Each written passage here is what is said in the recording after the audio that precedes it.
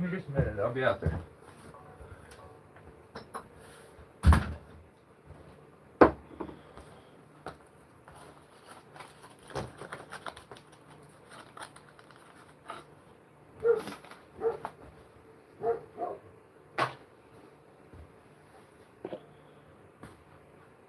So, last night I got an email from Nathan. He made it clear that he may not be able to make it today because he was busy, but he was asking more kind of detailed questions about rigging rings and stuff. I've done a video in the past. It was another live feed where I just kind of spilled everything I know, and basically going to do that again, maybe add a few extra things, and then hopefully this helps him out later on. And then if anybody has any questions along the way, I can kind of answer them. But yeah, we're just going to focus on rigging rings, just in general. So let's get started. So if you're new to rigging rings, I would say, you know, the first thing I'm going to get asked is, what ring should I buy first? What should be my first set of rings? And that's a tricky one.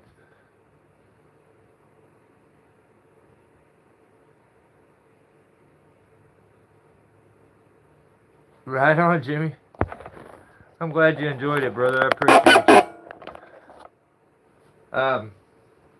Yeah, I get asked often about rigging rings, and I just kind of usually refer people back to that live video that I did, and it was so long ago when I did it that even the video quality is pretty bad. So here's probably time to do a new one anyway. So we're gonna do that today, and I can answer any like additional stuff. Plus I want to discuss and show you some of the like common mistakes that I see in just rigging in general, because I mean a lot of guys can pretend like they get tree work and they know tree work and they're really, but it's obvious how limited that they are when you just look at their setups at times. So I think understanding that setup is probably the most important thing. So we will do some rigging demos and this. So let me do something real quick before we start. That thing is gonna blind me. Alright, so what should you buy first if you've never used rigging rings? There's things like this, which is the safe block. It's got 3 rigging holes on it so you can weave the rope throughout it and adjust the friction. There's single setups with just 1 ring. A lot of times this would be my probably go-to, but the problem with that is I wouldn't recommend rigging on just a single ring, especially if you're doing anything with any mass weight or anything. A single ring is a little sharp on the bend radius, especially if you're doing some real heavy weight. But if you have 2 of these and they're across from each other or even offset from each other, it turns the bend radius safe. We'll discuss that in a little bit. We'll kind of focus on the rigging rings for right now, but one like this, I bought the ring, I made the sling, and it's probably like a 12-foot sling on some 5/8 bull rope and just a dead eye sling. You can tie it up however you want, make a knot if you want, and then slip it through, kind of girth it on, or you could timber hitch it. However you prefer to do your rigging rings, that's kind of, for me, that's definitely a preference thing. So let's do something real quick here. So yeah, I would say if you've never used them before, and you're going to buy your first rings, I would say go with something like this. This one's going to be useful forever. The reason for this is you have double rings, so you're going to get a safe bend radius. This can be retrieved from the ground, and it's pretty versatile. Missouri. So if it's a really super small like branch, you could take these and double them and girth it around the branch like this, and then you're able to rig off both. Or with this setup, you can just throw it up over a crotch and hang it, and then as long as you run the rope correctly, like this rope, go through the small one into the big one, and you get down, or you're on the other side of the tree and you want to retrieve it and reset it somewhere, all you got to do is take that into the rope, tie a simple overhand knot, kind of dress the knot a little bit, and then you just retrieve your rings. It goes out of the big one, catches the little one, then you can pull it off. So if you can retrieve this set of rings, you can also set it from the ground. So you have multiple options with it when you use a set like this, which I really like, but I don't use it a whole lot. So I say if you're buying your first one, I would go with this, because I mean, you could get a single ring. The bad part about that is, in my opinion, like, you could get into a situation where you try to rig too much weight off of it and it's too sharp and it breaks your rope. But I've seen guys rig a lot off of a single ring. I wouldn't recommend it. You know, they call for double rings, but this is a nice setup, and you can do some pretty crazy things with a dead eye sling like this, like make this set retrievable if you want. But that double set is really nice. Then you start getting into just different styled setups. Like, let's go with this one. So this is just an ultra sling with a single ring on it, and I just wrap the rest of the tail up to get it out of the way. But it's really quick to set up, nice and adjustable. You don't have to tie any knots, and with this, you could set, you know how I told you a single ring is a bad bend radius? Well, if you set another redirect over here, now the rope isn't going up and straight back down, it's going up, then over. So then you've taken that bend radius that used to go straight up, straight down, and you've changed it, which makes it safe. So if you have single ones, if you have at least two of them, you can really build a nice rigging setup in the top of a tree, where if you have just one, you're limited. You're gonna have a lot of trouble, like, because you're gonna have a lot of this negative space in the rigging. So let me show you what I mean by that. So right here,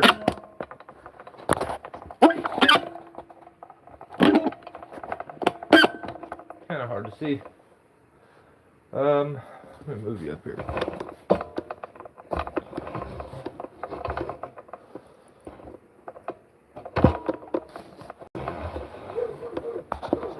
Okay, yeah, you can see that. Alright, so the spot I want you to look at here on this,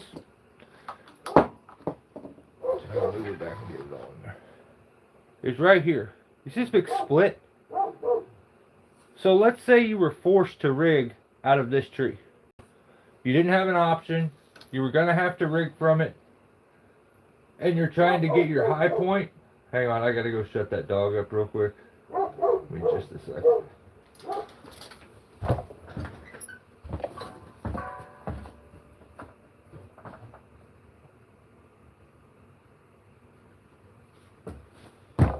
Oh, he's going to make me freezing cold out here. Every time I go outside, I got to holler at him. I'm going to lose all my heat. Alright, so if you were going to rig off this, in this situation, you have a big split right here. But the problem is, the limit split is your high point up here. We'll bring it up a little bit. Now, yeah, this is your high point. You got your rings there. The problem is, if you go to set this up,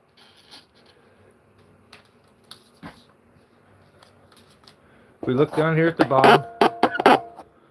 So this ring here is going to play as a porter wrap. Or another ring, and then I got this over here, we can lock it off. Okay, so it goes through at the base, and it's going to go up. We're going to set ourselves up a rigging system. So you need to rig this out. So you're forced to use this broke limb here. And if you look, watch. See it open? You're forced to use that. So you go straight up here, and you get to rig off this.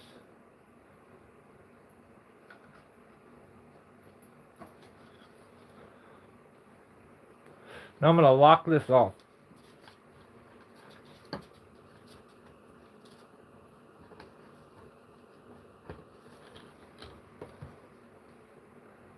Alright, now watch that split. See it opening? It's opening big time. And that would break. Eventually, that's going to split and break on you. And you're kind of screwed. So if you notice, see this big negative space here where nothing's at?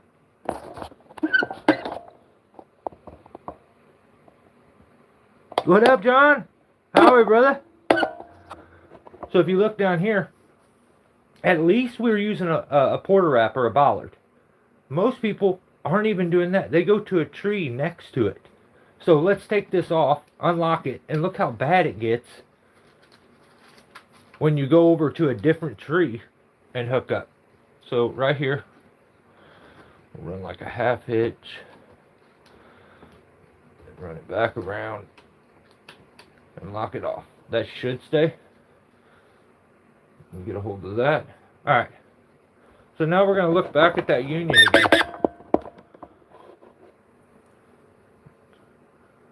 Right there. Now we have even more negative space over here. Look at this space from there to there. Now watch when I pull down on this. It opens up so much easier. And it's because of that rope angle. Guys are not giving enough credit to the rope angle. They're using a tree off next to it. And when you do that, it pulls it towards that tree. So you're going to bust that. So then you get to looking at this setup. And you wonder, is it possible to rig off of this? Have a good bend radius, but rig off of it and not have a major fear of this breaking. And there is. If you look at the build of the tree. So if I was setting up a rigging setup, it wouldn't take me long to realize what I'm going to do. One thing I'm going to do probably is put a ratchet strap or something where that crack's at to pull it back together. So in this situation, I'll what am I going to use? I'll use these rings. Got another little set of rings here. So we'll set the rings around and put them right up there, trying to hold it together a little bit. Now they're just sitting there. Now if I'm running my rope, would I want to go from a tree over there? No. I want to go straight down to my bollard, or porter wrap, whatever it is you use. So you go through that bollard. Hang on, let me try to keep up with comments.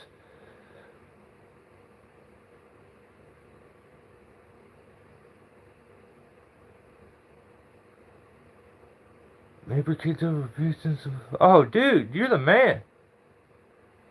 You are the man, John. That's awesome, brother. I love it. Okay, so if I'm building a good rigging setup here, I'm going from there. I'm coming up.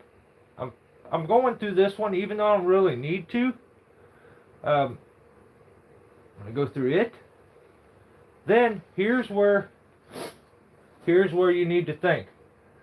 This crack. How can I make it as safe as possible? We know when we set our rigging up, it took and it opened it. It pulled that branch down every time. So is there any way we could set a rigging setup so that we pull back on that branch and close that gap? And there is. So we take our rope.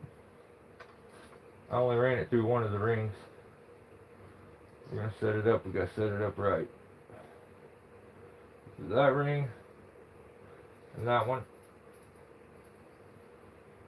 And if you notice, see this ring back here that I've got set up?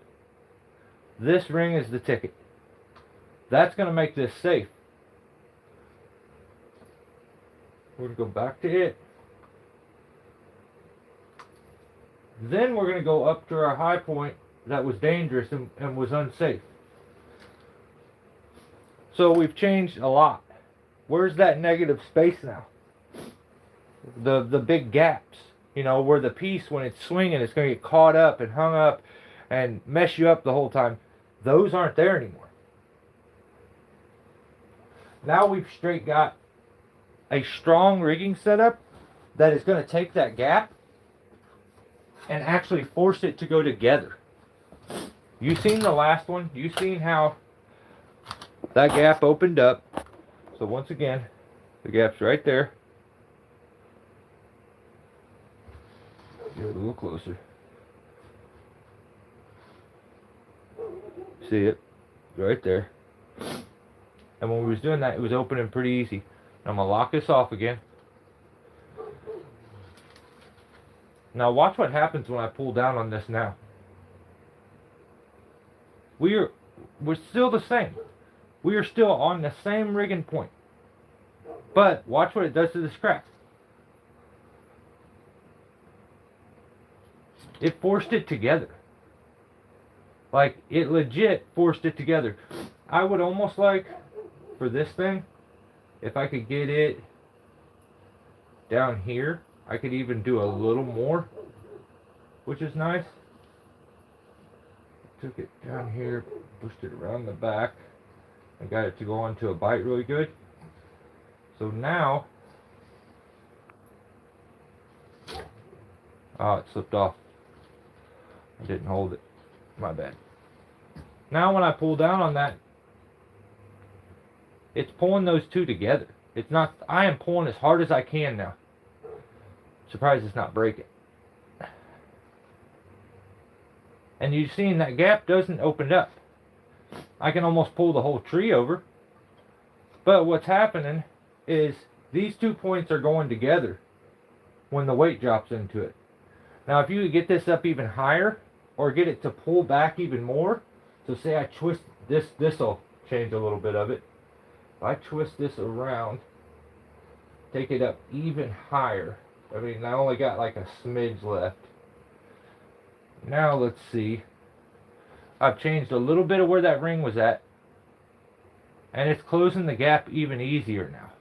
It's kind of hard for you guys to probably see that, so I want to set it where it is visible. Okay, you see that, right? Where's that at? See it? Now watch when it closes. I'm about to pull the whole thing off the stand. So all we did on that whole setup was added a ring back behind it to change the pull direction on the branch we were afraid of failing. So if we take this out, and I'll do another close-up so you can see it up close.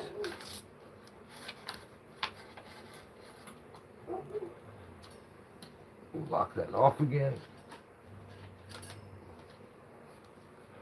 It's locked off. Bring it back up here. See that crack again.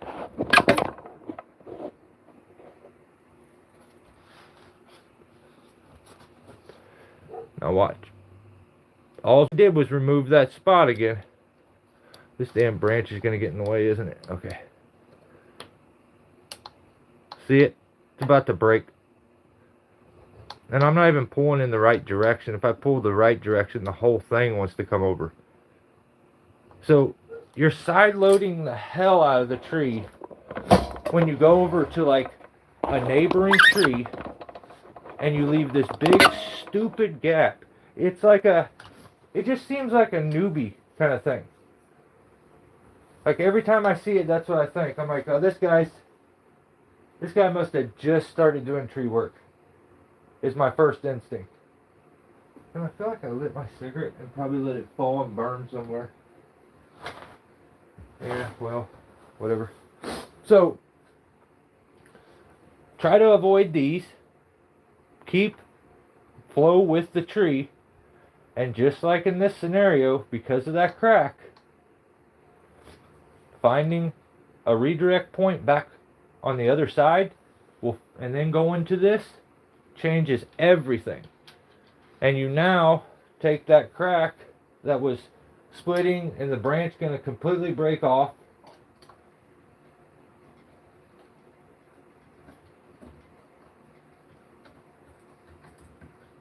And even if you skip that other one down there, you're still going to help it a lot.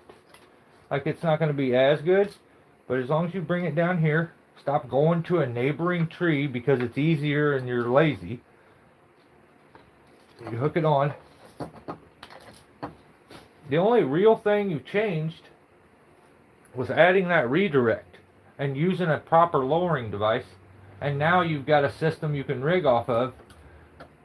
And especially if you slap a ratchet strap there, the potential of this thing breaking isn't even there. Like it's not going to break like it would with you side loading the hell out of it because you just don't know. You've seen someone else get away with it. And you're like, well, it looks easy to set up. I'm going to do that. I don't know. I just feel like there's a lot of half-ass tree work that gets done out there. And it's rather embarrassing sometimes when I see it. Sometimes I understand why guys do things. Other times, not so much. Sometimes I'm mind blown at the laziness. And sometimes it's laziness of, I don't have time to learn a new technique, I guess. And sometimes it's just laziness because they're like, well, I use this way, and it's been good enough for however long. That's why I respect Nathan. He's been doing tree work for about 10 years. And when he sent me that email last night, he's like, I've just recently taken, like, this leap to where I want to get way better. Like, I do tree work, I've done tree work, but I want to get better. I want to understand things. And I can relate to that big time. What up, Jeffrey?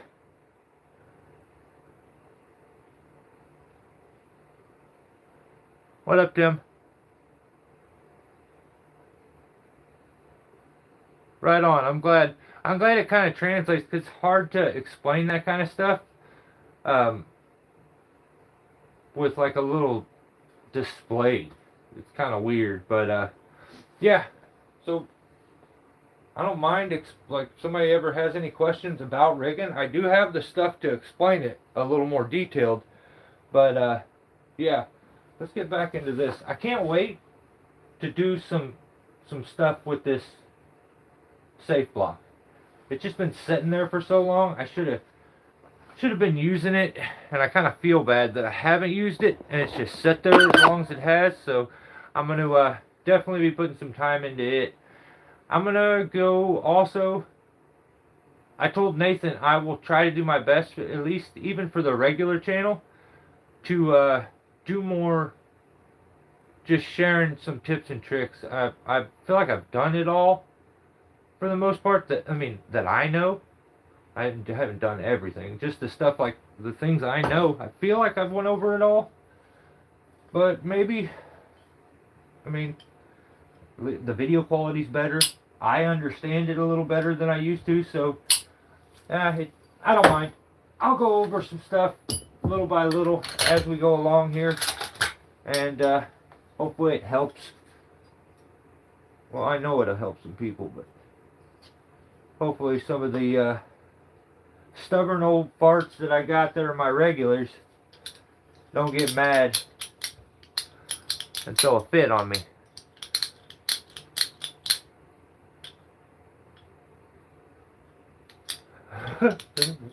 Is it? That's the same size as the ones that Tim climbs.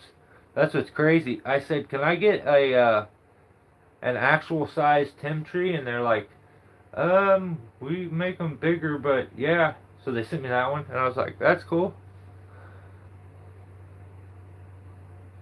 Teach you something? Alright, I'll try.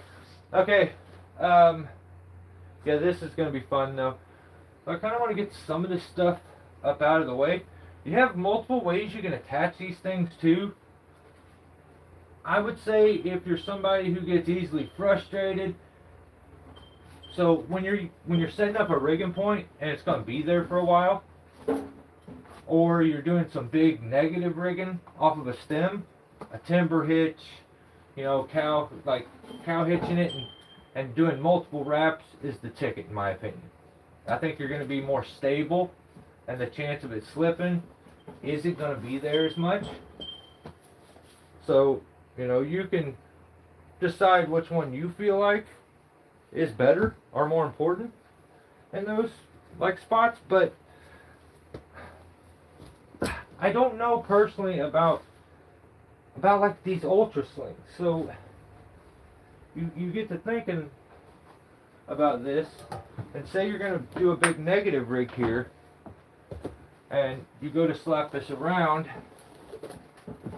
and you got to find a hole to put it, which one, and if you don't cinch this up really good, it seems like it could easily start to slide down. So a lot of times with these, what I'll do is I'll kind of offset it a little bit. So the thing with this setup, this little tree is upside down. So everything wants to slide down. It gets skinnier as it goes down, if you notice. But, okay, say you set up a single ring. I usually go tuck this around and just keep it up on top, out of the way.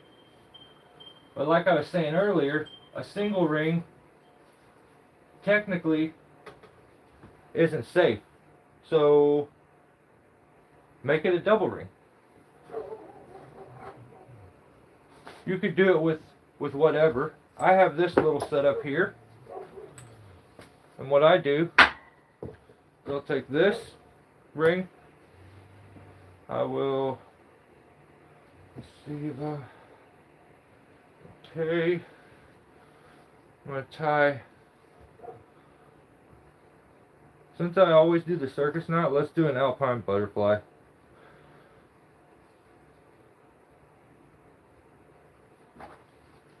Did you see that? Hang on. You know what? Let me do a bolt. That'll be easier to set up, and then I can adjust. So we'll just do a big bowl in here on this. Because what we're trying to do is make a big loop in it. So if we make a big loop in this, right here, we can now attach it to this and make it a double ring. It's pretty simple, but okay, I want to raise it a little bit. And when you're setting this up and you're tying your knot, you want to think about how long this will end up being from the knot. So you don't want to make it, you can adjust it, but you don't want to make it too off. So let's see here. Be good. Let me retie that one more time. So I'll just do a bowline.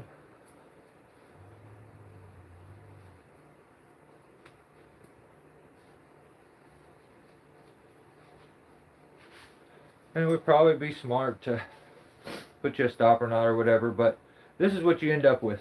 You end up with this big loop. Okay? You could wear it to the club and look super fly, or you can take your single ring and turn it into a double by doing this. You just take it once again, like we did last night. You just start taking this and wrapping it up, and you're doing like a French prusik. Up. Try to get one more if I can, and I did, but I think it's going to be too much, so I'm going to get rid of half of it. Then you're going to take your ring and pass it up to the top of that loop, and then dress it out. So what you end up with is this big French prusik knot here, and then you can adjust it up onto the sling there, and now you've made yourself a double ring sling by attaching two together. So you give yourself a nice safe bend radius with this. I had this little 10x sling made for me. I was going to use it for like a split tail setup a long time ago. I ended up using it onto this B-string. You could redo this, and instead of it being a B-string, just have a regular one like this. I'm sure there's other ways of hooking that up. You could probably do like a Blake's hitch if you wanted to, kind of a setup. And you know, your main anchoring setup is going to be the main sling. This is going to just give you additional bend radius and additional friction. So I kind of like that little setup. You can adjust it, get it just right. I prefer to do this on single rope. You know, with this kind of a setup, you know, it's doubled. It's got those pockets, so it's like wrapped around two of them. I wish it was on to a single, you know, rope. But yeah, that's a really simple way of making yourself a double ring sling and not having to go buy something like this. This setup doesn't get used a whole lot, mainly because it's just too big. Like, if I unwrap this now, look at how insanely ridiculous this thing ends up being. And then you have to like take this around up in the tree, trying to maneuver, and then when you go to tie it again, especially if you're doing like a timber hitch or something like this, look at how much time gets spent in between each one just trying to set it up. So a lot of times you can do this, get it untied a little quicker instead of unwrapping every one of those. That. You give a little slack here. I can get this one off too, but it's not going to give me any.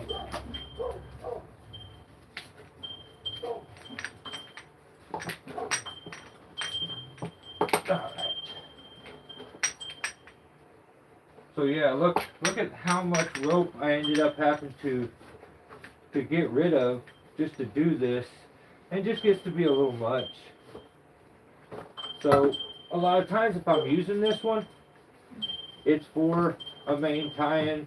I'm probably setting it once and leaving it, not messing with it a whole bunch, because it just takes so long to tuck away all this rope. It's 15 foot of, I don't know, 7/8, and it's just bulky. and kind of annoying. So, not my favorite one to be using. But the nice thing is that it is able to be used as a primary because it's got a nice bend radius. It can hold whatever weight I need to use it on, no matter how big around the tree is. I don't got to worry about this thing being too short. And here's a little trick for guys that do like doing the timber hitch. So when you do a timber hitch, take this thing and you go to bring it around. You can take your rope and start spinning it. And then you don't have to take and wrap it around it a whole bunch of times. Then when you go to put it into here, you've already got all your wraps on that. And it ends up, you can do a timber hitch pretty quick using that kind of setup. But yeah, I mean, look at all this excess tail. So instead of the timber hitch, I just don't use it very much. I end up tying a knot.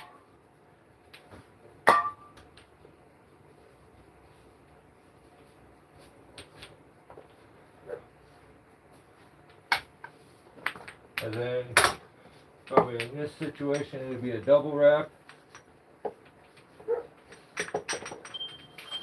Wrap once, wrap it on twice. Yeah, that'd be perfect. And then I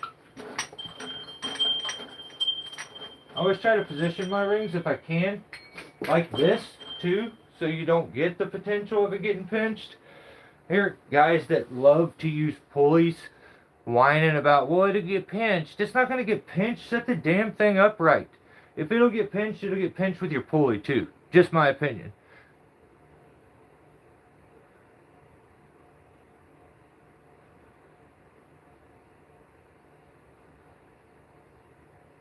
Yeah, well.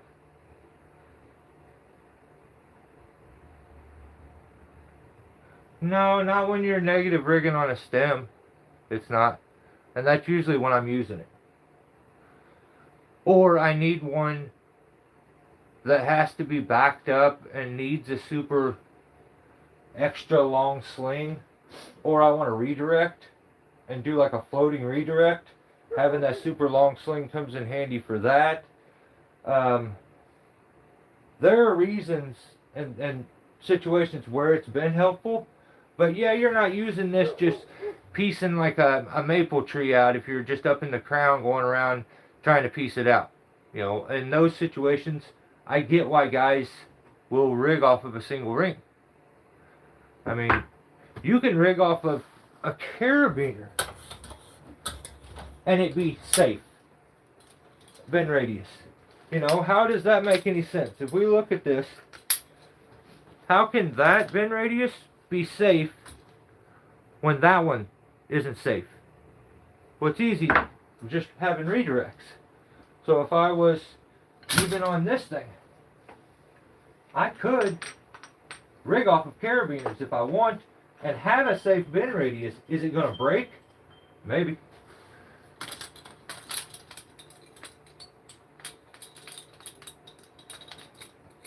But what I want to do is they need to be separated either on two different branches or two different unions, whatever. So this one I wrap that way, this one I want to wrap the other way.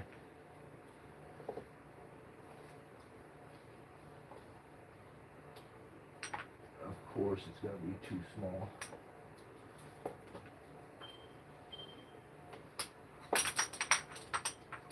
Okay, it'll just go. Alright, so if I hook this one up like that, or like that, if I was rigging them off of those individually, that's not safe. But with the both of them, and we pretend like this is a different branch to that, we want from going like this and having a tight bend radius like that to this. Now the bend radius here has been changed, and the bend radius here has been changed, and it's been widened. So because they're working together, you got a safe bend radius. Yeah, I mean, even like I said, rigging off carabiners, I don't see an issue with it, or shackles. As far as bend radius, and you can take them and spread your rigging setup throughout the tree, just like we did with the rings there. You're able to spread things out. They're just, your workload limits, and they're a little rougher, depending on what carabiner you're using. They're maybe a little rougher on your rope, but, I mean, I get it.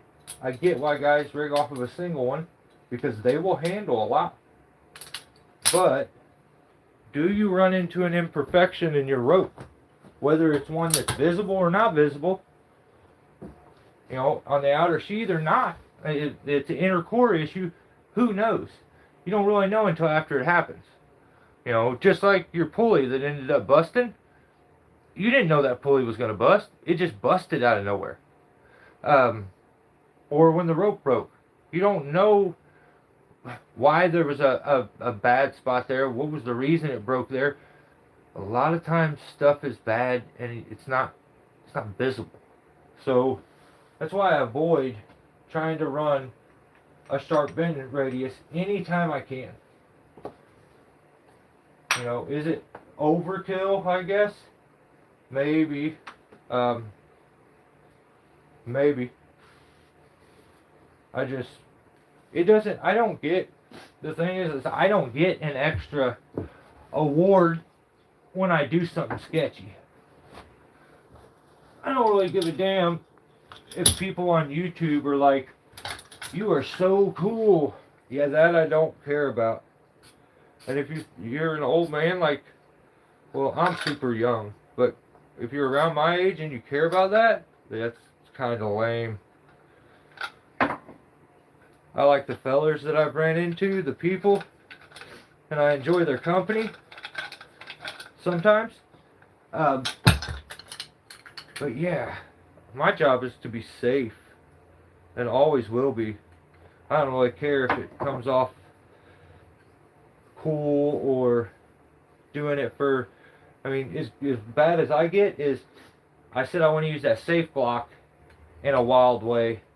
Not because I think it's dangerous and it'll get views, because I think it's weird and I've never seen anybody do it.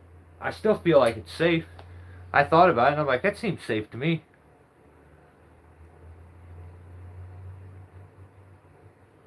What up, user? I worry about, what did you say? Carabiner, what? Oh, yeah. Yeah, that's true. Dude, you start feeling them things. Rigging rings are the same way. They're oxidized aluminum, solid aluminum. And if you feel that, I've had my fingers like, you can burn yourself pretty good.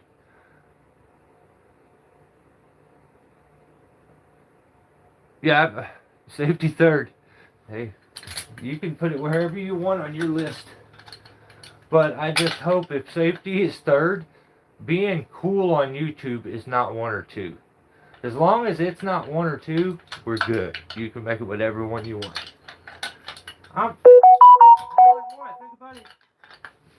YouTube's lame. YouTube is lame. And if you care about it, you're kind of lame too. The new cool thing is not to care. And I'm trying to fit in with these kids, trying to learn all these new sayings and stuff, but it's hard.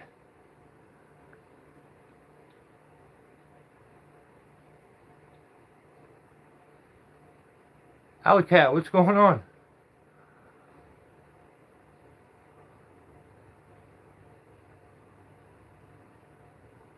So climb the branch we're afraid of falling and set rigging rings. No, I would say if you see the branch, this is, you're taking it too literal. Okay. You see something that has included bark or a bad union. I wouldn't say, if it's got a huge split in it and it's about to break, to use it. But often the spot that you're going to want to use maybe doesn't look the safest. It's got a weird union, or maybe there's a hollow spot. You're going to want to use it because it's the high point. It's going to give you the good lowering spot. It's going to give you height so you're not crashing stuff down. It's going to keep a hold, give you control. There's a ton of reasons why you end up getting forced to use certain areas. In that situation, like I said, ratchet strap really, really good before it, and get that kind of pulled together. And maybe even, like on this, maybe even if you had this, I know I had another, okay. You would take this thing, and before you went up there and set rings, you took another ratchet strap after the one that you tied down here, you strapped that back together, and then you backed it up with just a straight rope and anchored it off. I mean, I could tie this real quick, which I don't really want to do, but let's do it for the sake of the video. Just got a timber hitch.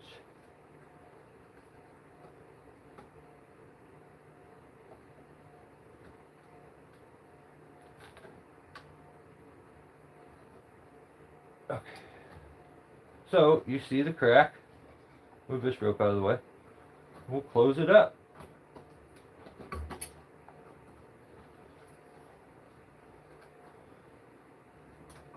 You know, you have to use your melon. This is not like instantly you can use this every which way on every scenario. You know, you've got this closed up pretty good now. I mean, I would feel 10 times safer climbing up that thing now when it's backed up. You can still set your rigging, and this isn't in your way. And the rigging, no matter what, even if you back this up, if you set the wrong rigging up and it doesn't have a good union, like this one, like this branch here, if we were rigging out that way, it just breaks off. The union isn't good.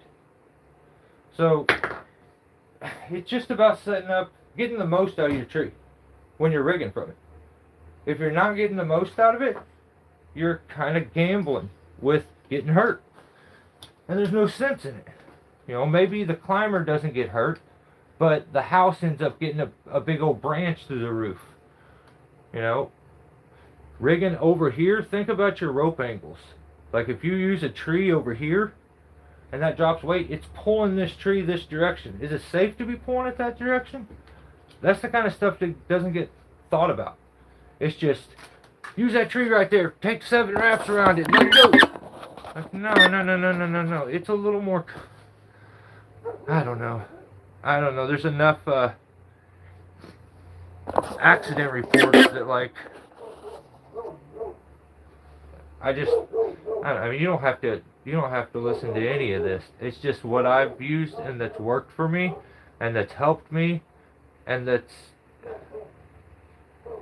maybe things that I do that I think it would help someone else. Like I see things that other people do and I'm like, I had a mistake. I've had my rigging points break out. I've had my ropes break. I've broke rigging points out. I fell, was crippled. Like, and if I can maybe share a little bit to keep somebody from having to live through one of those silly ass mistakes, that's the reason for it. Like, I have a daughter. She's super smart. She's in college. And she's too damn smart to even want to have anything to do with any of this. So, because of that, maybe there's a dude out there or a younger guy that's getting into it, and it helps him out, and it gets him to where, you know, it becomes a passion and something he enjoys, and keeps him safe. Like, there's enough shitty people on YouTube trying to milk you for money that, like, every once in a while it's okay to just do something good to do something good.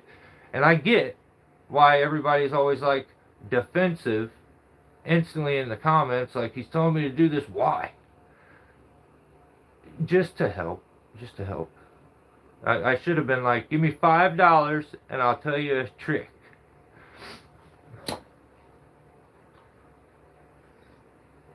I'm just sharing what has worked with me and when it comes to rigging rings. So one thing, guys, don't think about when you're doing rigging rings. Probably the most aggravating thing that I've ran into while doing rigging rings is if you're going to be down there, learn to tie a stopper knot. That way a guy on the ground doesn't take a branch and it hooks your rope and pulls it out. Because then you're forced to go all the way back to the top and go run it through the rings again. Also, you can, that knot just pulls out. So the one I use, you just twist the rope, grab a loop. And you can pull it out. So twist the rope, grab a loop.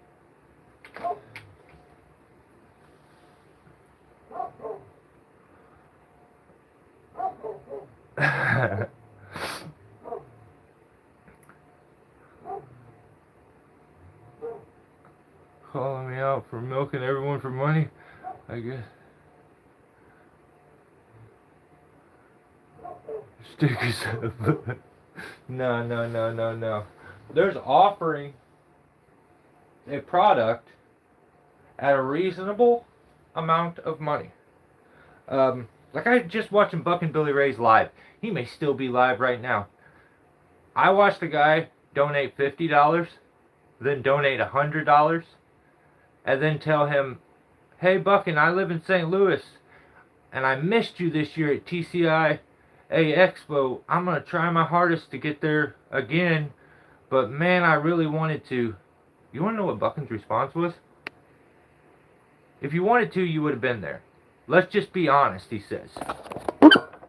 Whoa, what is going on here? Wow, that got blurry as hell for some reason. But he said, if you wanted to be there, you would have been there. Let's not do that. He's like, it's like drinking. If you're an alcoholic, do you want to, stop drinking? And I'm like, what? This dude just donated a shitload of money, told you he wanted to come see. He's like, you didn't want to. Tell the truth. I would respect it more. Holy shit. If you don't donate money to him, you're... he doesn't, really care to read what you got to say. And then, as people donate money, his response is, this guy knows my heart. Wait, is your heart your wallet? Is that what you call your wallet? Like, babe, will you hand me my heart? That's a guy I feel like milks it, a lot of it for the money. Do I think he's a good dude? Absolutely. Do I think he's perfect and this angel, that has the right to look down at other people because they say a cuss word or judge everybody and put himself on this insanely high pedestal that he's better than everybody? No, I don't. I treat people the way they treat me, the way I want to be treated, but also I treat them the way they treat me. If you're arrogant towards me, I'm a dick. I don't think I've ever been anywhere where I've been out alphaed. And I don't need to out alpha another dude, but don't do it to me. So, I don't know.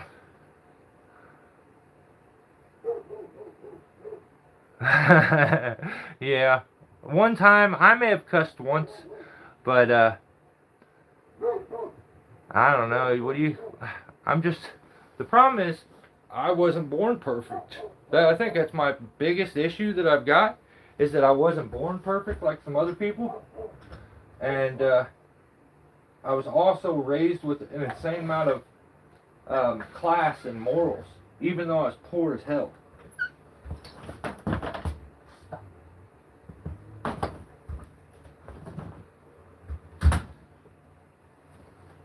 My wife and I've had older people that had knew me when I was younger, they would talk trash behind my back, telling people that poor boy had to see things that he should have never seen as a kid. And I'm like, what the hell? That's BS. My parents did every single thing they could. We were not rich. We just weren't rich. I didn't have everything. And I appreciated everything I always had. And that's why I feel like it made me the person I am today. I don't care what you look like. I don't care if I seen you say a cuss word one day. I'm still going to treat you with all the class in the world. I'm not a guy that does this thing where your respect that I give you comes from the things you've said. I more go off your actions. And that's where my disconnect with Mr. Buchan is. Because if he goes off what he says, he contradicts himself nonstop. So, that's all I got to say about that. I will be doing episode 103 at some point. I have it together. I'm going to keep going. It's just, I think I'm going to do a more streamed down version of it, and we'll see how that goes. But for guys like Nathan, I do want to keep doing some of these tips and tricks things too, so. Can be your friend. I'll send you an application form. So should we all wear white? Okay. So I talked about this. Apparently, they, as a team, I think you're talking about guilty. I think, as a team, they had a team bonding experience where they gave they basically gave each other prostate exams. It's like a thing to get closer as a team, and to celebrate it and to show unity, they decided to wear the gloves for the remainder of the day. I don't know why they just didn't throw them away at the end, why they needed to keep them too, but you know, that's on them. They can kind of do as they please, but I don't want to be that close to my ground guy. Like, hold my rope, nothing else. That's just, keep your finger to yourself.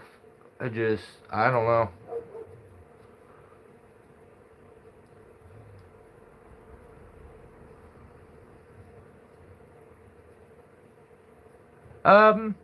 No, Jimmy, I mean, I just think it's a good backup plan with these maze dams. So, I just think it's a really good backup plan because I've seen, let me show you this first. So, here's the maze dam. You see the teeth there? One of the things that goes out on these is this. Avoid using this piece as much as you can, because eventually it goes out, and then you're kind of screwed right here, and you gotta it's a pain when this piece flips out and messes up or bends wrong. It's what engages this piece, which is the second holder for the teeth. So you got the one here and it slides back, but yeah, it will help you engage this. Will go up and you can clip that and it holds it open, which, just hold them both. So you got your one here that you open up down at the bottom, and then you have your one up here. Try to avoid using that piece as much as possible. I've never, Jimmy, if I'm being straight up, I don't even remember what the hell I was going to grab. Oh, I've never used a 3-strand rope in one of those, brother. I wish I could tell you if it's needed, but I don't know. I've never used a 3-strand.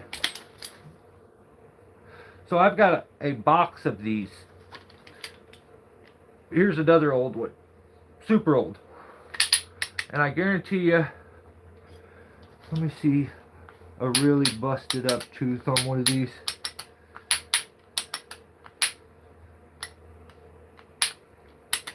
Maybe this one's good. Yeah, this one's got a good gear. That's nice. Okay. So, that thing I told you to watch out for, look at this one. You know what that is? If that ever breaks on you, that's a hacksaw, or a hacksaw blade, yeah. So I just cut a hacksaw blade and bent it, and it works. It'll work in a pinch. So, this one is pretty good. I may have to give this one to my brother, if he doesn't have one right now. Because I didn't realize this one was in such good shape. It's just I don't trust that trigger fully. You need the real piece. This one, I would imagine, probably has some broken teeth on it, though. Unless the bad ones... These may be good, and that's why I have them out. Yeah, actually they are. But what happens is these teeth break off, and then you have one that's missing. And we had one for like a couple years that we used that was broken. And every time you get to that one, it'll yank your arm back, and it's no good. You got to keep watching for that one tooth and try to skip over it. And especially when you get to those times when it's like a click at a time, you're super tensioned. It sucks. I've never used a 3-strand either, veteran, and I take pride in that. We should get a tattoo, no 3-strand, on our lower back and have them matching. That would be kind of cool, right? I think we'd probably get some likes or some views from it. We go get the tattoo, we could do a collab. That would be sick.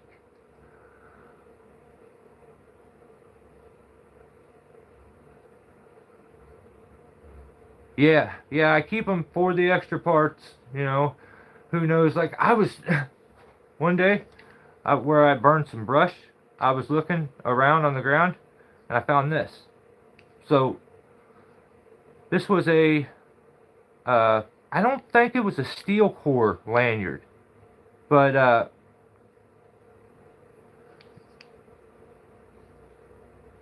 I've never not used a 3-strand. You're gay. Alright, I didn't know that. I take everything I say back. And definitely not, I don't want to do the collab. Yeah, this thing was, I guess, left in a burn pile, and it's still good. It still gets her done. Still engages. And I have some rope, some like I don't know if it's steel core rope, but it's hard centered. I don't know. It's probably metal, but I don't know. It's some rough cable rope that maybe I could use that thing on.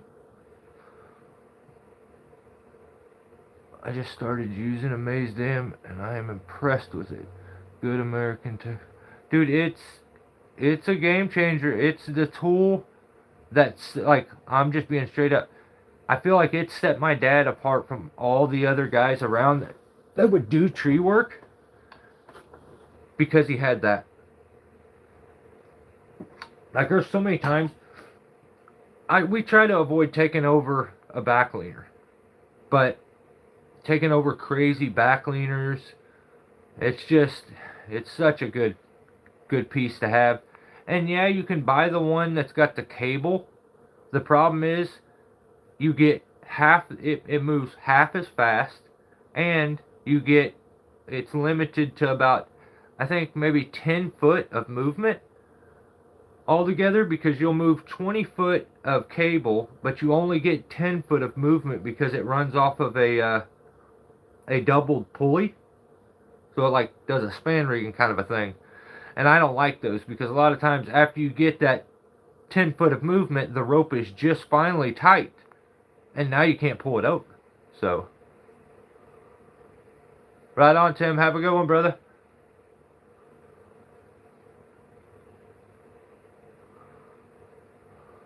Muffins were tasty, yeah.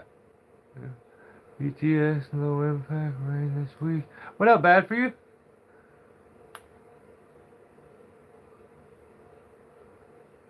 Oh, Joseph, that's not right.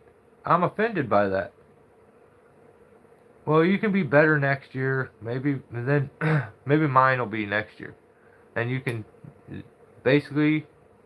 I'm gonna do it for you. This is your New Year's resolution. Make 2026 stillborn. You know what I mean? I know you were probably gonna say it already. I said it for you.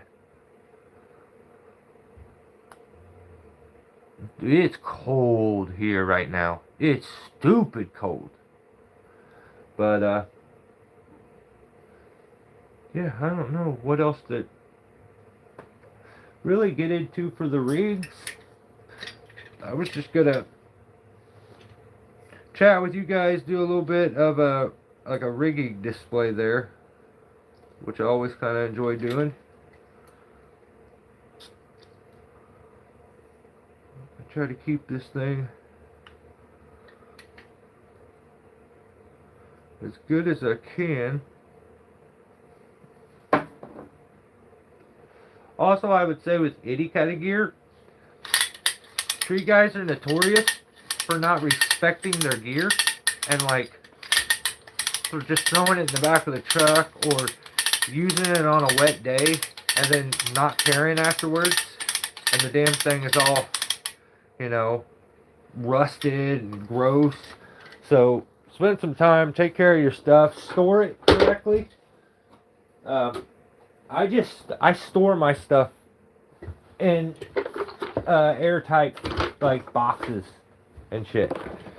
So that would be my recommendation, is to just store your stuff properly, and then you don't got to deal with the headache of replacing it all the time. I never heard them called that. Call them rope come-alongs. Yeah, this one is a specific. This the name of the company is Maze Dam. That's what they call it, so that's what I call it. That thing ready. I think I did both these blocks.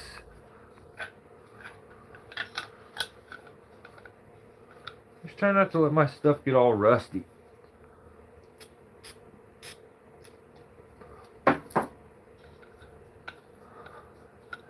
It is worth every penny. Low impact, lots of cheap Chinese tech floating around. Yeah, it's definitely worth it.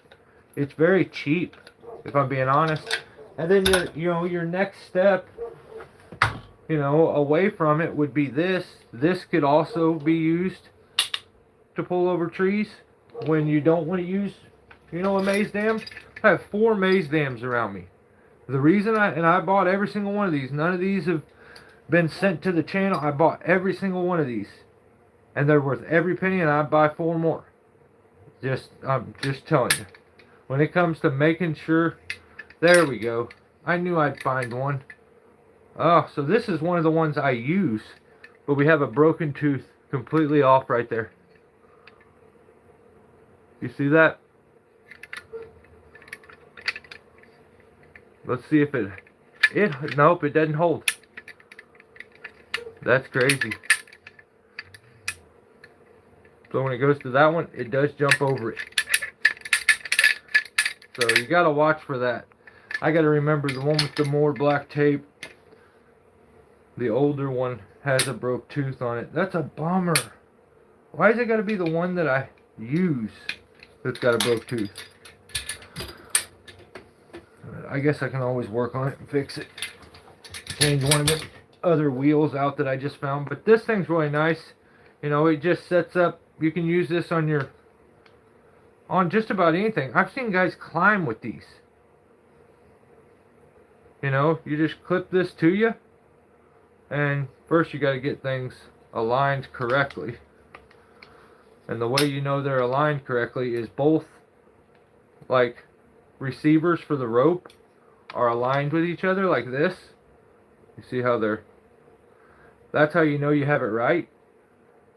It gets all goofed up. Like you'll get it like this and you'll think, is that right? Well, if you look, it's a right-handed hand ascender and a left-handed hand ascender. Now what you could do is take a right-handed hand ascender, just buy a hand ascender,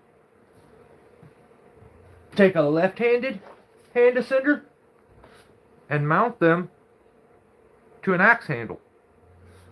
Just like this. Because if you look at this handle, it's basically in the shape of an axe handle already. So you just mount them in the correct way. These look to be 4 to 5 inches apart. And you get them lined up in here correctly.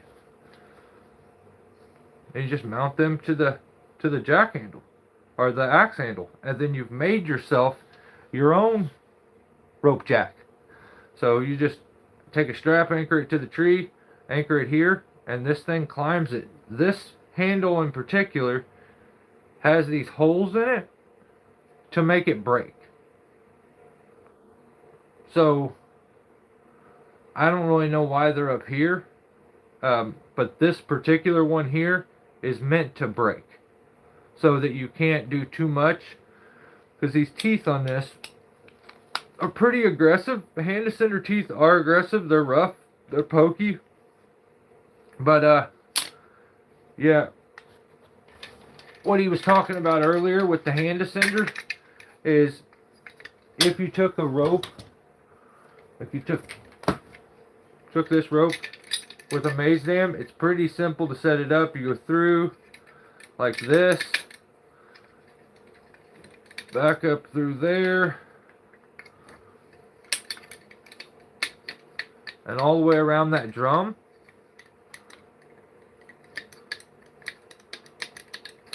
So this is meant for a 3-strand rope. I use a 12-strand. It's just what I have. And it bites down into this pretty good. After you start hearing the gear moving, it bites pretty good. But this is the exiting end. This is the pulling end. What I'll do a lot of times is after I get it tightened, and as I'm doing it, you can pre-tension this without jacking on it. You just pull this as hard as you can, and it'll take the slack out of the rope. A lot of times we'll just hook a hand ascender to it to get better leverage when we're pulling that slack out. Pretend like this other hand ascender and this big old handle isn't on here. So we just hook it on, and it gives us leverage here. And what it does is it sets against this here. So if it was to try to slip out or come out, it can't. The hand ascender works like an e-brake on the maze dam and keeps it from failing and being able to slide its way back out. So if you're somebody that doesn't have the particular 3-strand, I would recommend doing that just in case. There's a rope jack, Jimmy. Oh, sorry, Jim. I didn't even see your comment, brother. What is the name of that gadget? It's a CMI rope jack.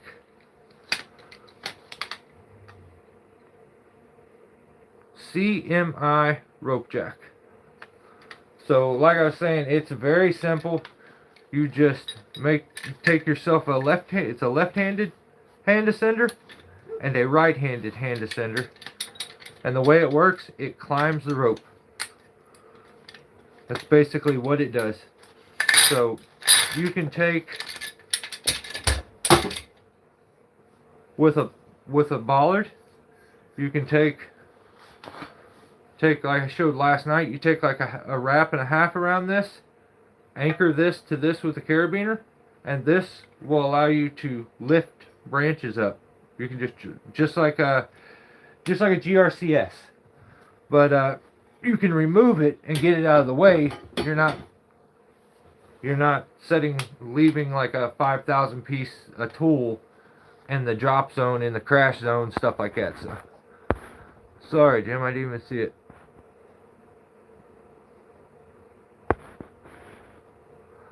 Ribbed.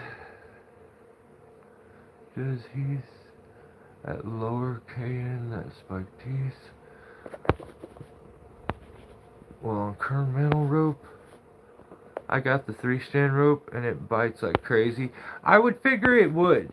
Jimmy. Like, if you look at the design of that drum that it sets into, you can tell that it was definitely designed to be used with 3-strand rope, 1/2 inch. So I think they may make different sized ones. If I'm being honest, I think they may. Like, I have to check, but oh, and Nathan, when you watch this, if I didn't answer anything that you maybe want to know about rigging rings, ask it. Leave a question. I'll help you with anything I can. Anything to have to do with, I enjoy talking about rigging and stuff, so no problem, Jimmy. When you pull slack to get it tight, you don't want to let it click. I always just put a safety, yeah, stopper knot exiting in so it can't pull through. Exactly, Joseph. That's the other thing. Just like we did over here on the rings, right here, where we just took and put ourselves a stopper knot, you do that same thing with the tree jack. At the exiting in, you just, like here, if it was right here, I would take my knot, put it in, get it as close as I can, and then as you start to, like if we were using the other end over here, as you start to take in rope, stop, move that knot up. The thing that's nice about the hand descender is, as you're doing that, you just slide it up, and it's already there. So you don't have to have the hand descender. It just works really nice for leverage, and then it's really quick because a lot of times the guys happen to, man that jack. He can reach over real quick and move the hand descender instead of having to untie and retie knots. So.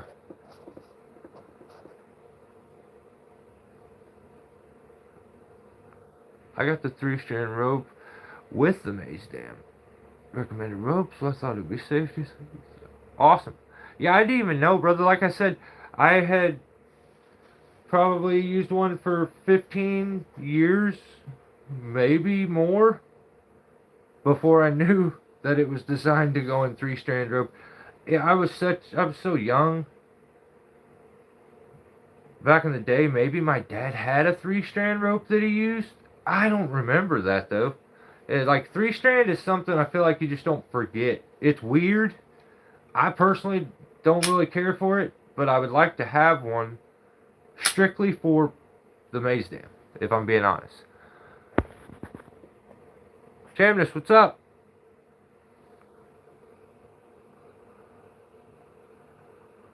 Not a whole lot. How do you have the tree placed? This is a Christmas tree stand. I had to, what sucks is I had this and was gonna bring it in last night, but I had to spray it off. It's freezing outside. I had to spray it off and my dog pisses all over it, little jerk. So I was like, I'm not taking that into the shed. It's gonna smell like piss.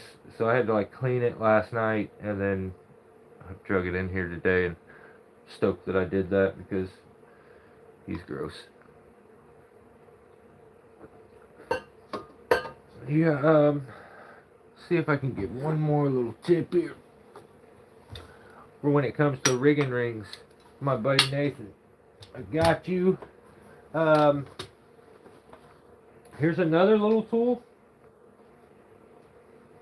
This is the only rigging block that I have. So if I'm going to use the tree jack or the CMI rope jack and the bollard, I'm probably using this because it does give you a mechanical advantage when it comes to lifting stuff. Only thing is, I don't like using these for rigging, especially negative rigging, because it gives you a mechanical advantage. It stretches your ropes more. And it doesn't give any friction. It helps the piece move faster. When I want certain points of friction being applied into my rigging setup, that way the stop isn't so dramatic. It's dispersed out throughout the tree. But yeah, there's another CMI product. This little block is nice. The thing about, rigging rings is that they are not midline attachable.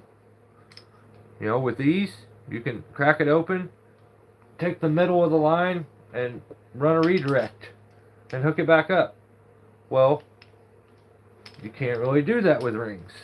You got to take the end of the rope and feed it through, and it's fixed. So, like, I feel like a lot of times when guys say, I like to use blocks to rig with, I feel like it's just lazy. It's like they don't want to, it's too much work for them to like set rings, and I don't really get it, but I enjoy coming up with a rigging setup for a tree.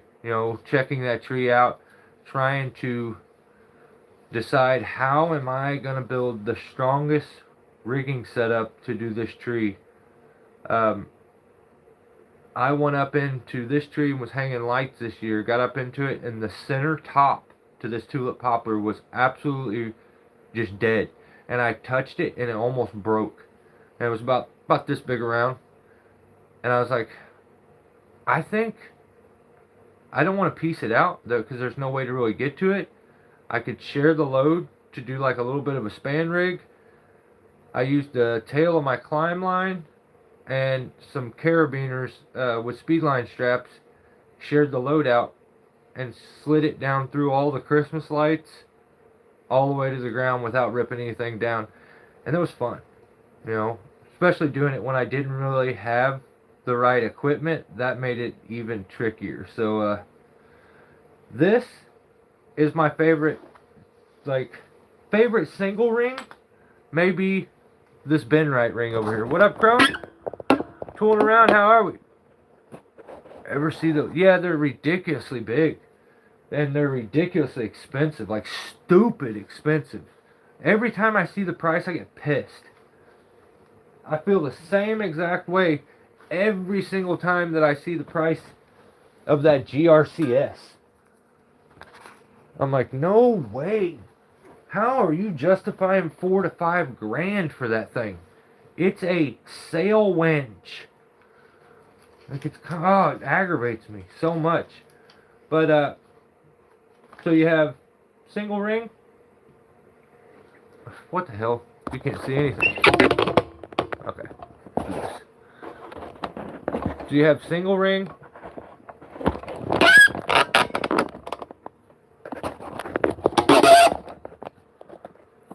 Right here. You got double ring, which major rigging you definitely want to do with this. Here is a single ring, but it's a double ring. And you're probably like, what are you talking about? Are you losing your mind? Are you senile? You probably wouldn't ask me that because I'm super young and hip. So you probably don't think I'm old. But you may think I'm crazy. I'm not crazy, okay? This is a single ring that is also a double ring. You see these? Let me show you this one. This is a very nice setup to have. Because look how quick it sets up. No knots. I think I had to double wrap it though.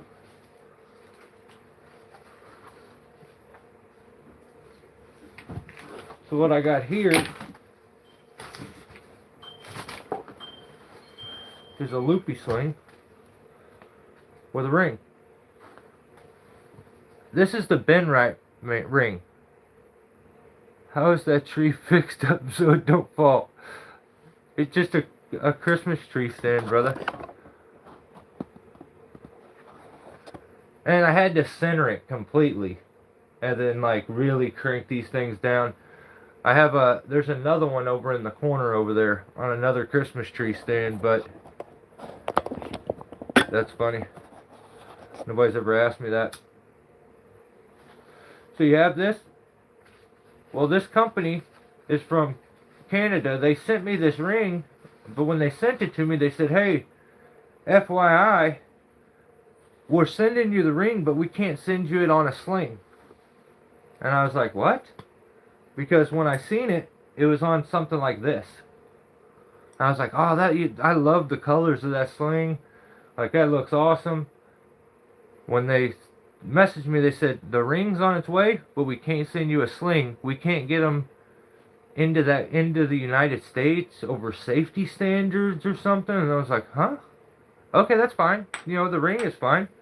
So, as far as products, this is the only company, this company and Gap Arbor Supply sent me some gear. And they sent me these rings, Gap did, and this ring, and a saddle and some stuff. Climbline, and this is the only other company. It's Benright is the name of the company. Like I said, they're Canadian. And by comparison, there's the Benright ring. There is an X-rigging ring.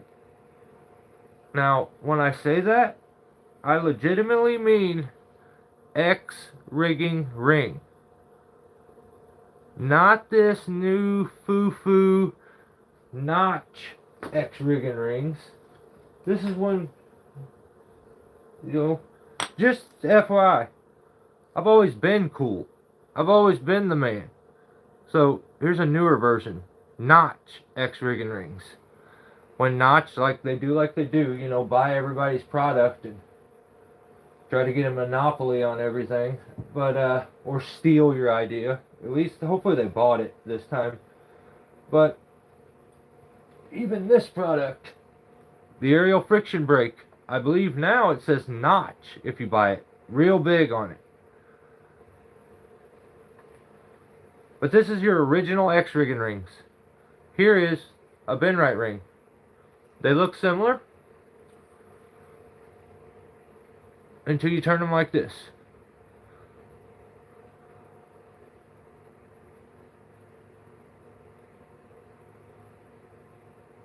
Oh, you're crazy, Joseph. I hate it.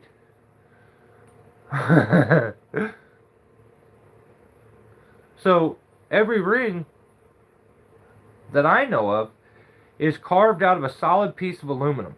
That's why it has such high like its workload limits are so high, and that's why they're as strong as they are. I believe Tooling Around let me know that there is different levels of oxidation, and you can actually, I'm looking over here, and I now see a photo that ISC must make rigging rings too, but I'm sure they're like notch rings and they just put their name on it. But this one's out of a solid one, but it's 2 rings. Here's the other weird part. Yeah, a ring with a Canadian rainbow sling. Look at your center holes there. Kind of weird, huh? The Benright, it's got a tight old hole, don't it? Compared to this small. So there's the only real problem that I run into with this, is that you're forced to use, I think I may have ran a 5/8 rope through this, but it's almost too much. So everything below that you can use, but this has such the center diameter in there is just, it's too tight. So you have to use a smaller rope, and it kind of is a bummer. But yeah, that's what, with a Canadian, yeah, that would have been funny. I could have called it Rainbow Ring, I guess. But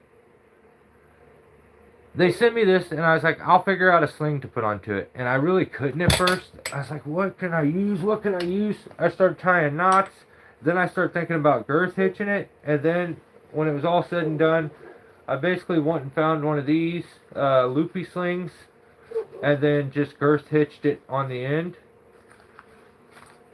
like you would your throw ball. And I left the sleeve on this because it just ended up working perfect. I didn't think it was going to be this perfect when I did it, but I'm like, well, I'll give it a shot. We'll try it out. And instantly this became my go-to rigging setup. until I needed a bigger diameter rope, and then I had to switch out of this. Every other ring has a much bigger diameter in here, so that's my issue with Benrite. They make a great product. The ring seems to be pretty strong. I haven't had any wear on it yet, like at all, except for when I've thrown it down, it's got a chip like on the edges, or it'll hit something. Maybe I'll throw my porter wrap in there and it dinks it, but that's on like the outer edging. So Benrite makes a really good rigging ring. I don't know if they still make rigging rings. You may have to check. I'm not 100% positive, but I thought they were going to come out with some new stuff, but maybe they didn't. Maybe they didn't. I enjoyed the ring. Thank you to them for sending it, because it's been nice. This is my favorite setup though. Again, a single ring isn't good, but a B-string is. There's multiple ways I could use this. Multiple different ways. I could run it like this, and just, so I tied a knot in here on this one.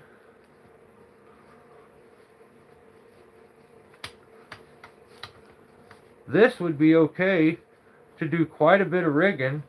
It's not the best bend radius. It could be better if I had two, but it's good on just a single ring. Well, you got to tie the knot big enough for the ring to go through.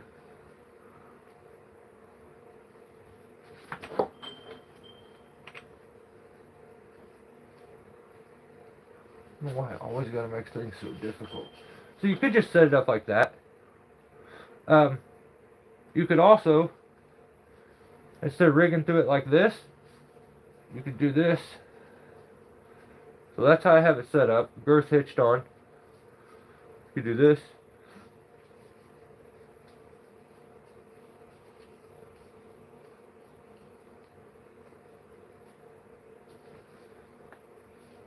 And you could rig out of it two different ways. On this, you could rig out of it like this, or you can rig out of it like this, like a pulley would. So, and to look at that a little closer,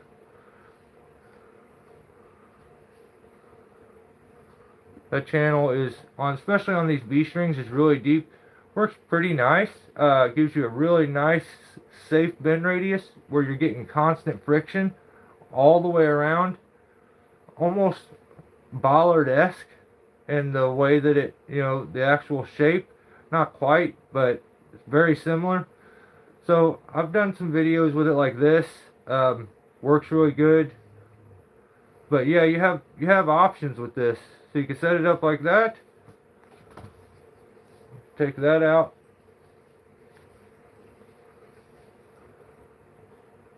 You could set it up like this.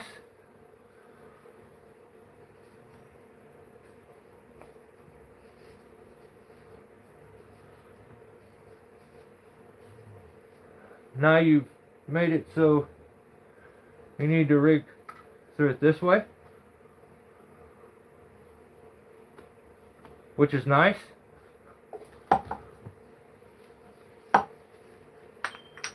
So not only that, you can make this thing retrievable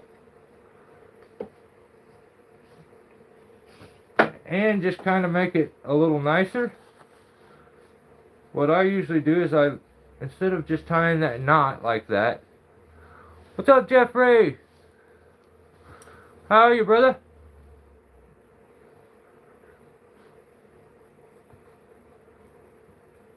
A rig with Canadian rainbow sling. Okay. That's why I said, don't hate me for buying Notch's saddle. Because it costs basically less. Yeah, hey, I get it.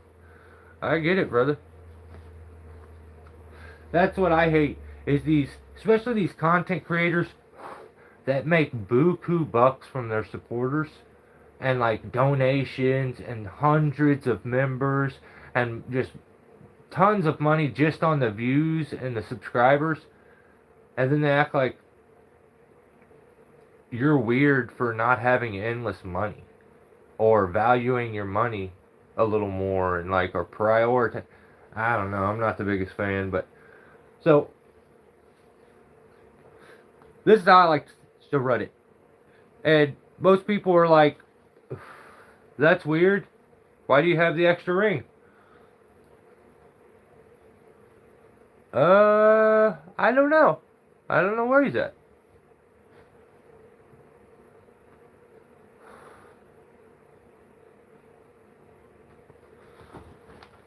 I haven't seen him tonight. I'm sure he's probably got stuff going on. He's been hunting. A lot. I heard. Actually, he ended up getting I believe, a 10-pointer, and he's been doing live feeds where he takes people along with him while he's hunting. Like in the blind, so you get to see the deer and shit. Kind of cool. Yeah. He's been doing a lot of those lately. So I don't know. Maybe he's hunting. Maybe he just wanted a day off. I don't really know. So I leave this set up like this, and you'll see why I use that ring. So these are my knots that I go with. I use the circus knot, but you could use an alpine butterfly. Take the middle, loop it up and under. Whoa, what? Hang on.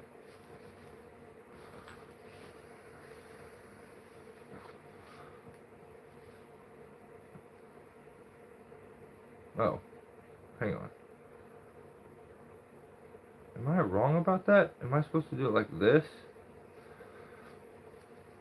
See, I don't use an alpine butterfly much. Yeah, okay. I was doing it wrong. My bad. Alright, I always use a circus knot, but alpine butterfly is this. You take 3 wraps on your hand. You have like 3 even loops. You'll lift the front one, reach under, grab the second one, pull it out and over and back through, and then grab your 2 ends, and then you're just field dressing after that. And what you'll end up with is the ropes will be crossing on one side but parallel on the other. So that's when you know you have it tied right, is when they're lined up correctly. So alpine butterfly, they're crossing there and they're parallel with each other there. So why would I have this ring? Well, so that I could do this. You can take this thing. Is that gonna go? Of course it's not. Let me add a little bit to it.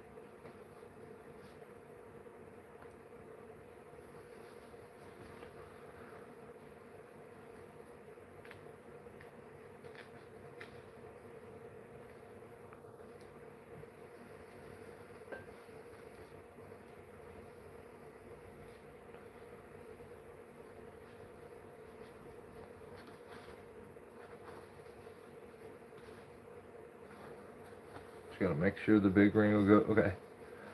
So set your alpine butterfly here. And then I set it up.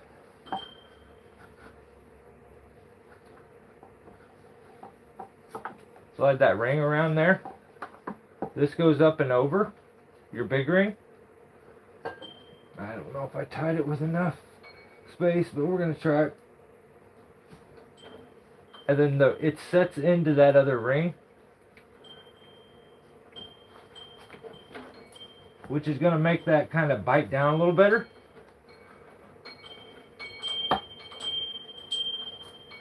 Oh, that's super snug. I did not need to make it that snug. So that's what you end up with. A really clean setup. It's not going to be rough on that part, especially if it's kind of moving a little bit. But yeah, you end up with a super clean setup. And you have this ring setting here. So if you get into a position where you're like, okay, I want to switch this up a little bit, you can now turn this ring setup into a retrievable double ring because you always have this. So you can pop that off. That off there. Get your thing back here. So I'm going to show you how to tie the circus knot now, which is the one I prefer. Same way, 3 loops. 1, 2, 3. Lift the second, grab the first, grab the third, grab the first.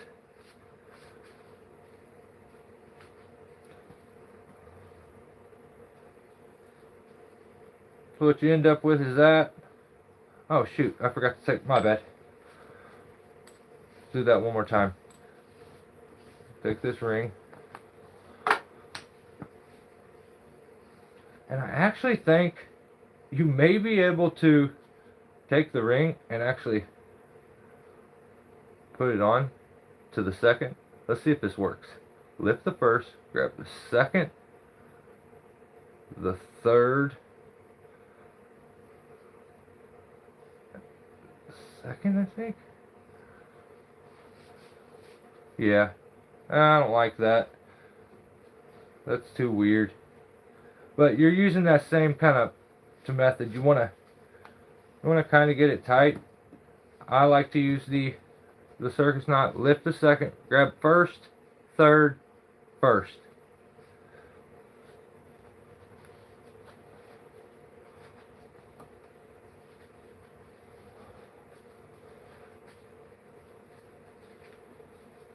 And then you just set your other ring in here. So now what you've done is you've set yourself up a retrievable ring set up here. You would hook that up into the tree over a crotch, and then just like with any other rig and ring retrievable setup, as you run the rope, you'll go through the little one into the big one, do your rigging, and then just tie a simple overhand knot. Dress that knot so it's nice and slimmed out, and then it goes through the big one, grabs the little one, and pulls the sling out. It makes it retrievable. So you don't have to use like an alpine butterfly or whatever. You could, like a lot of times when I'm making slings and I'm tying rings to ropes, I will just use a fisherman knot, and it's kind of the one that I prefer because it cinches down. So in this one I would do this.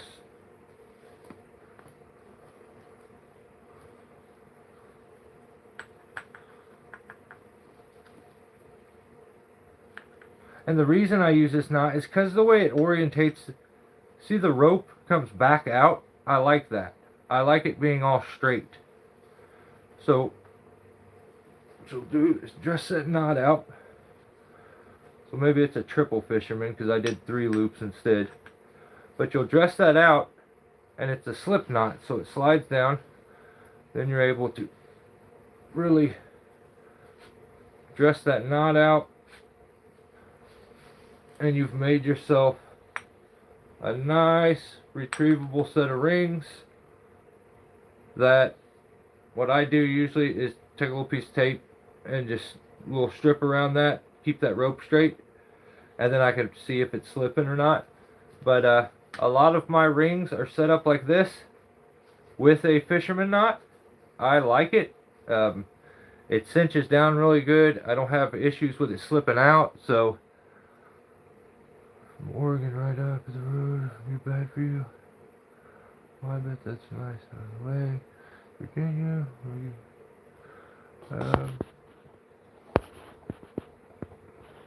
Right on, Crow.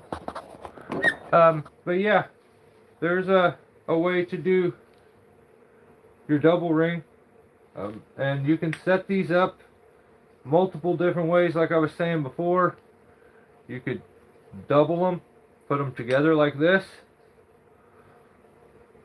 wrap them around and girth hitch them so that you're hooked up like this onto a small ring or a small limb or small top.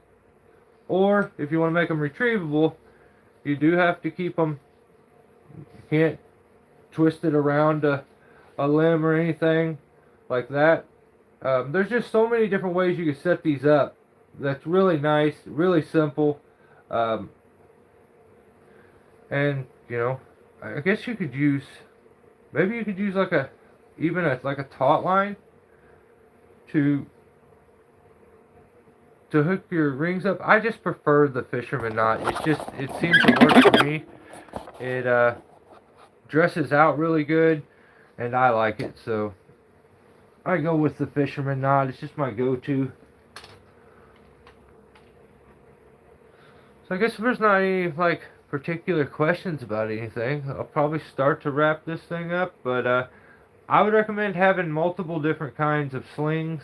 Like I have extra deadeye slings. In a pinch, this, oh man, that sucks.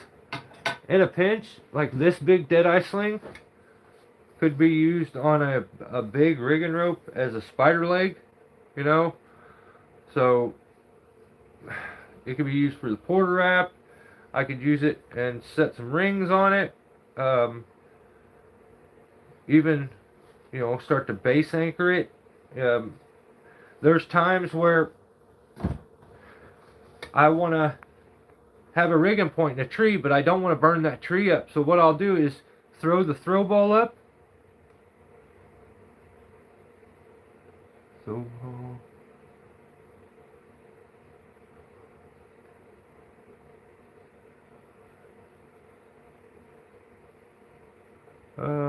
I tape tails for the same reason. Yeah, it just gives me, I just want to inspect things. I want to make sure, because I didn't, see, you guys, the beauty to YouTube at this point is that it's became a reference source, and there's so much information out there that you can use and learn from.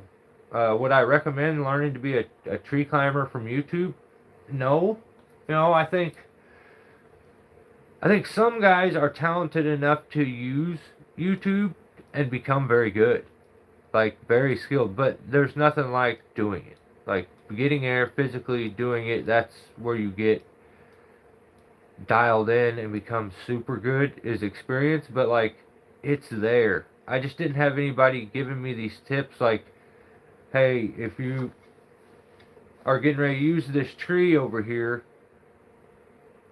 I'll set, like, throw my throw ball up like I was getting ready to climb in that tree, bring a rope back up over, and then as I get the rope back, I set a ring on it, and then pull it back up and give myself the rigging point I want and base anchor it.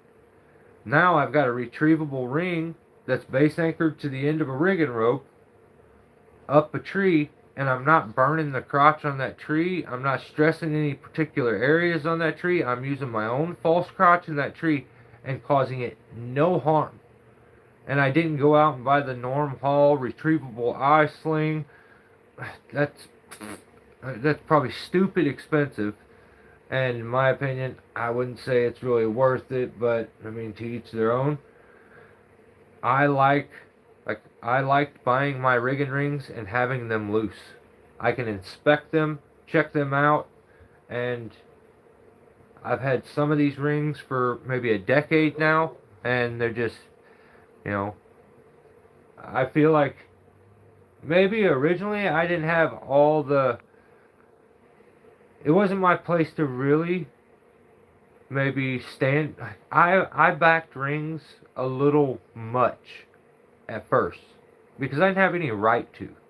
It's just, I felt, I was so stoked as a climber that I could afford proper rigging stuff. Rings are affordable, where these blocks just aren't. Like, I couldn't afford it. So I was being forced to rig off of shackles and make my own weird slings with whatever. And then I found rings, and I'm like, oh, okay, these are affordable. And like, I have options. And it's just the spoiled, like, tree climbers these days. It's like, it's not midline attachable. Oh, I bet you're a joy to be around in real life. You're lazy as hell if you refuse to use something and your reason for it. It's not midline attachable. Okay, man. But it makes it so guys can afford proper rigging stuff, and they can now build a rigging setup in a tree. There's a difference between rigging and building a rigging setup in a tree. Anybody can take a rope, throw it up through a crotch, and rig. Do they know all the risks involved? Like, are they sure? I'm sure there's some guys out there that just false crotch, or that they use natural crotch rigging, and they have a super good understanding of it. But a lot of times I feel like this is enough to get the job done and it makes me monies. It's all like, get it done, make the money. Get it done, make the money. And it's just, I feel like there's so much risk and danger in it that the only times that I've made major life mistakes is when I was in that mode. And then after that, I'm like, oh, okay. Like, I pushed it too far.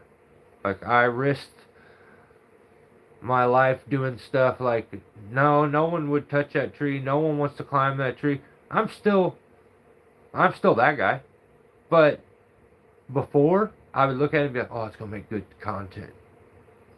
No way. Not anymore. My life and, like, putting it on the line is not worth content. I don't care. I do not give a damn. I spent a decade doing tree work. That's the reason all my stuff is on memberships. I make and post a lot of videos. They're just on memberships.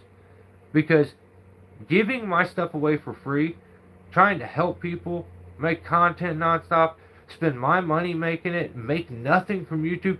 I did that for almost a decade and I never asked anybody, give me a thumbs up. I never asked anybody, will you share my content? I never asked anybody, please subscribe. I thought everybody's got common sense. They can do as they please. I would appreciate it. You don't have to do anything. And I feel like I'm treating people like they're stupid if I have to repeatedly be like, don't forget to hit that thumbs up button. And don't forget to give me a subscribe. I'm just not a beggar. I'm a sufferer. So that's what it boils down to. I would rather suffer than beg. Like, it's got to be super, super, super bad before I'm going to beg. I'm not begging for none of that. I spent a decade on here doing this. One day I'll probably just walk away and you just won't hear a word from me anymore. It is what it is. I feel like I did my time. I gave the effort. It didn't pan out. It is what it is. Now I just do this for the fun. Like I used to say, I only do it because I want to. No, I thought, well, maybe one day I can make $1 at doing this. Like, wouldn't it be nice to be old, can't do any of this stuff anymore, and you make a few bucks from making videos? That would be sick. That's not reality. It is what it is. But, yeah, anybody that likes my edited videos, I just did a Buck and Billy Ray interview over on memberships. Yeah, I give away some tips and tricks. There's a library of videos over there now. There's probably 20 to 30 videos that no one on YouTube has seen because I said I'm not making them for the views, and I'll prove that. But I just won't post them on YouTube. I'll post them on members. I'll get 16 views as opposed to thousands and be happy about it because I feel like I didn't have my time wasted.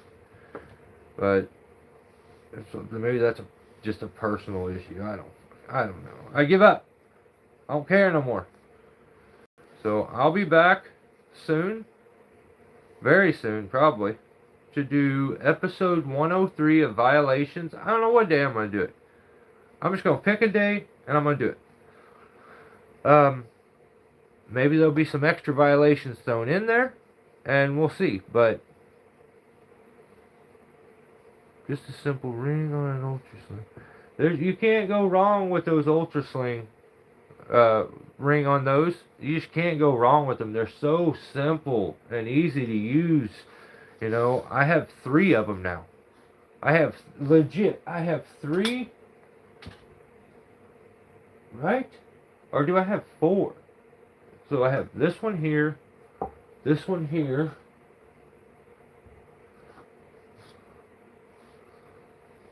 maybe I don't. Oh, yeah, okay. No, I have a sling on, I have a pulley on this one. So I have 2 ultra slings with rings, 1 ultra sling with a pulley, a ring on a deadeye, a double ring on a loopy, a double ring setup from All Gear, this double set, and then this setup, which I just showed you, is probably my favorite, but yeah, let's do that again. I have ultra sling, single ring, double ring on a 15-foot, another ultra sling with a single ring.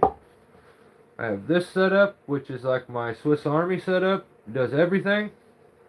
Can be changed and flipped and flopped and moved around. Oh, I didn't show this one. I have the safe block. I have the All Gear double ring retrievable sling.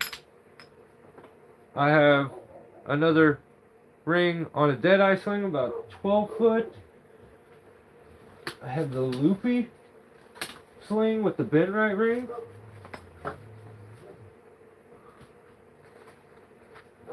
That adjusts out crazy big. And then my other ultra sling has the little block on it. We'll see in my block. But anybody who does bucket work and rigging, think about this thing. I'm telling you, this thing is worth it. King Ring over, what are you doing? Did you change your name?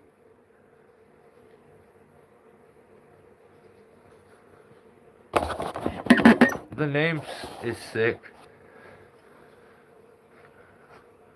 Go Angry Beaver.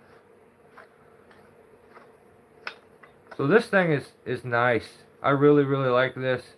It doesn't get much love because as a climber you end up setting your rigging and then you go away from it, you know. It's squared, the bollard's square. It's got these pins so you can take multiple wraps and the rope stays separated and doesn't get pinched, doesn't rub together. Yeah, it's super nice. It's a really good little setup. Really versatile, like so easy to use. Like I was saying, just it's super simple.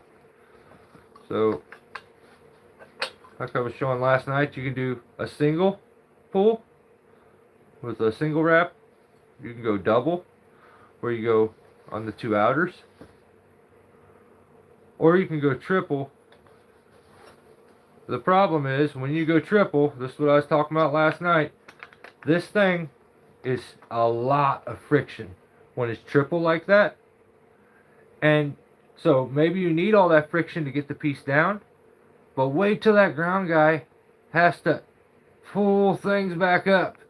He's got to pull it with all 3 of them wraps on it, and it is rough on him. It's a lot of friction. I dig the new name, man. That's sick. Yeah, I have to catch up on some of your IG stuff. I haven't had a chance to. I catch a little bit here and there as much as I can, but yeah. Hope things are going well. Hope you're settled into everything.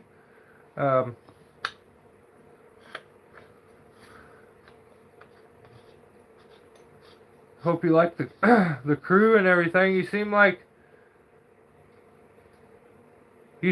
the guy there, which is everybody wants to be in that position where they're the dude, like you're the guy. Some days you wish you weren't, but you seem like you're the dude there, and that's awesome to see you in that position. Get her done, and try to give us some content. I would like to keep up with it. I'd like to see some more, but I imagine you have been. Baby already came? Yes, no?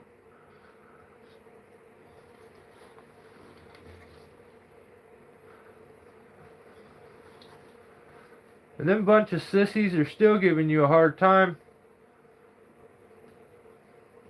you hear the rumor on the street about those guys? Is that they gave each other prostate exams, and that's why they wore those rubber gloves in the last video. It was like a team bonding experience or something. And this is what I'm hearing on like on the dark web. You know, it's just weird rumors and stuff. But if that's true, dude, you dodged a bullet. You got out of there in time. Big Flav seems like a skinny guy, but he's probably got fat fingers. That does not sound fun, you know what I mean?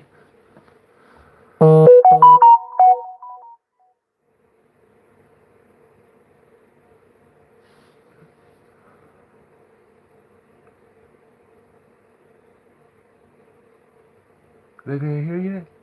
Coming in April? Oh, right on. Cool, cool, cool. Stuff's been good. Guilty of freak. I know. I don't trust anybody that talks about eating meat that much.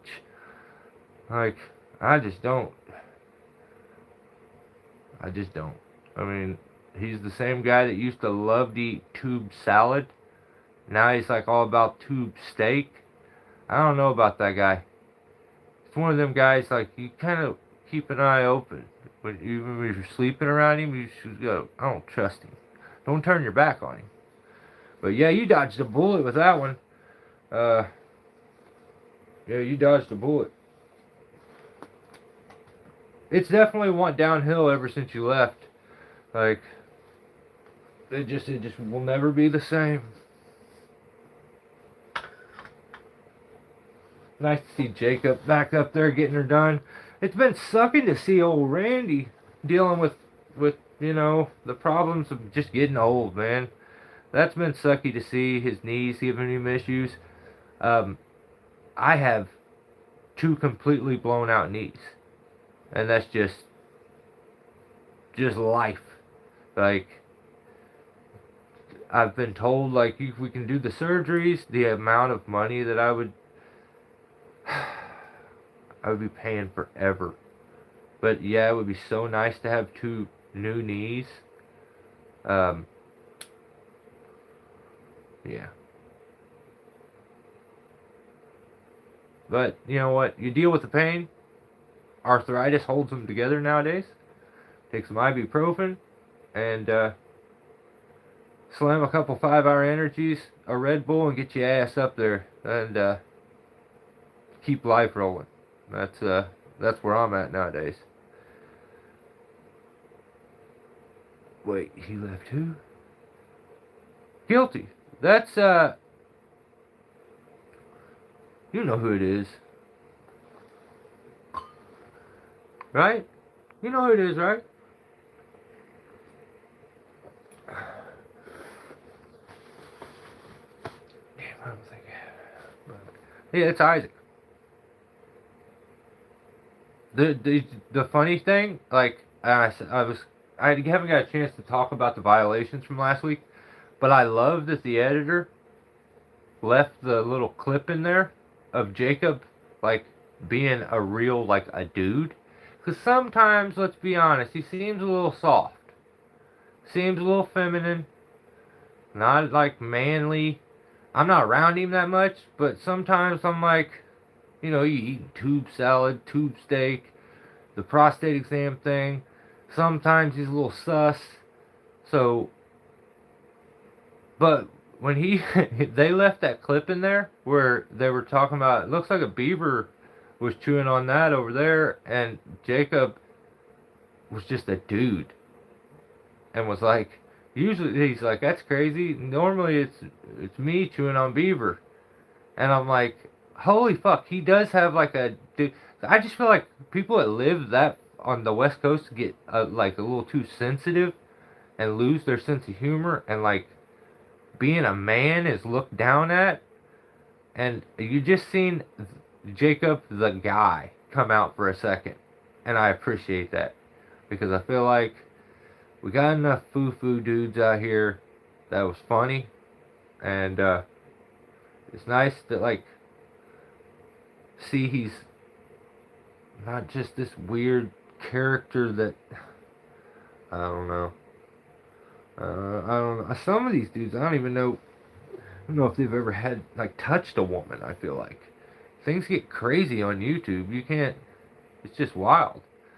But yeah, I have to do the violations coming up. But it's good to hear that you'll be able to stay busy, though. It's good to hear things are going good. That's awesome, man. I'm glad the move wasn't too crazy. Hopefully everything, you guys are blessed with the baby. Everything goes smooth. You end up with a healthy baby. And you guys have a good Christmas. So, we'll throw a prayer your way and keep up with you as much as I can. You know, what you let me see. Throw it up on Instagram and I'll definitely keep up with you. But I wish you'd just start a YouTube channel. That would be nice. It's like, I don't know. I only want to see YouTube channels because I want to keep up with my buddies. Like, I don't know. Then I think about me having to make videos, and I'm like, that's lame. But yeah, guys, I think I'm gonna call it. I've talked about rings as much as I can. Yeah, Joseph. I'm telling you, those guys are sus over there. He had to get out of there. He likes women. That's what's crazy. So, like, on that coast, I'm telling you, you can't. I don't know. Things get dicey. Dicey. So, he was just about, he likes girls. So, he just had to go.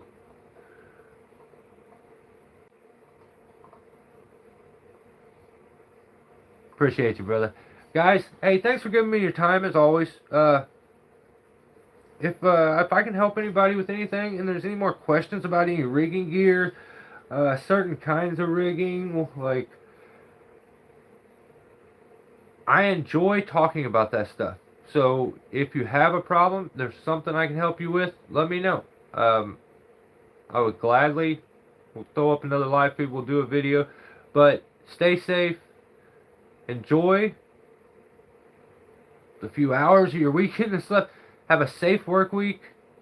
And if for some reason we don't do anything before Christmas, have a very Merry Christmas. If you want to see any of my content, all my stuff is now on members. There's a full library. I think I put up 2 or 3 videos last week. There's the Buck and Billy Ray interview over there. Go hit it up. I'd appreciate it. But if you don't want to, I still appreciate you. Stay safe. Enjoy your evening. And we'll do them violations coming up very soon, Jimmy. Stay safe, guys. Thank you again. And have a good